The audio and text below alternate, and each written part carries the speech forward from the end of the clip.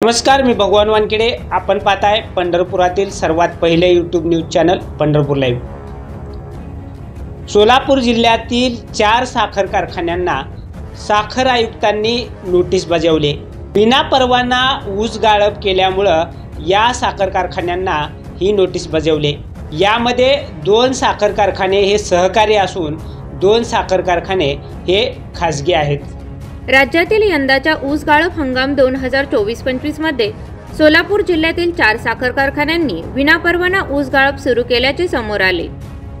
त्याची गंभीर दखल साखर आयुक्त डॉक्टर कुणाल खेमनार यांनी घेत संबंधित कारखान्यांना नोटीस बजावली आहे। याबाबतची सुनावणी येत्या शुक्रवारी दिनांक 17 साखर आयुक्तालयात दुपारी 12 वाजता ठेवण्यात आली आहे। त्यामध्ये 2 सहकारी आणि 2 खासगी साखर कारखान्यांचा समावेश आहे। महाराष्ट्र साखर कारखाने क्षेत्र आरक्षण ऊस गाळप आणि ऊस पुरवठा नियमन आदेश 1984 व त्यामध्ये झालेल्या सुधारणानुसार हंगाम सुरू करण्यापूर्वी गाळप परवाना घेणे बंधनकारक आहे। साखर आयुक्तालयाच्या दिनांक 8 ऑगस्ट 2024 रोजीच्या परिपत्रकानुसार साखर कारखान्यांनी गाळप परवाना प्राप्त करून घेऊनच गाळप हंगाम सुरू करावा अशा सूचना सर्व सहकारी आणि खासगी साखर कारखान्यांना दिल्या आहेत।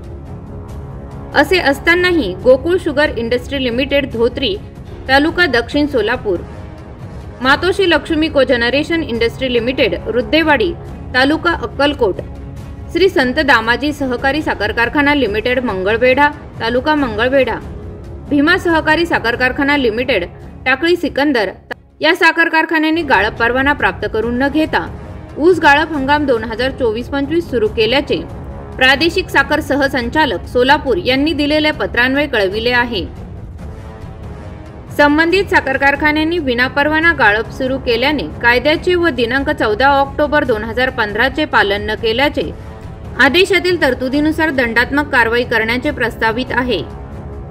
राज्याचे साखर आयुक्त तथा परवाना अधिकारी यांच्यासमोर 17 जानेवारी दुपारी 12 वाजता हजर राहण्याची नोटीस साखर संचालक प्रशासन डॉक्टर केदारी जाधव यांनी संबंधित साखर कारखान्यांना दिलेली आहे। दरम्यान विनापरवाना ऊस गाळप केल्यास संबंधित साखर कारखान्याचे गाळप केलेल्या ऊसावर प्रति मेट्रिक टनास 500 रुपयांनी इतकी दंडात्मक कारवाई करण्यात येते। याबाबत कारवाईचे चित्र सुनावणीनंतर स्पष्ट होण्याची अपेक्षा असल्याचे माहिती साखर आयुक्तालयातून देण्यात आली।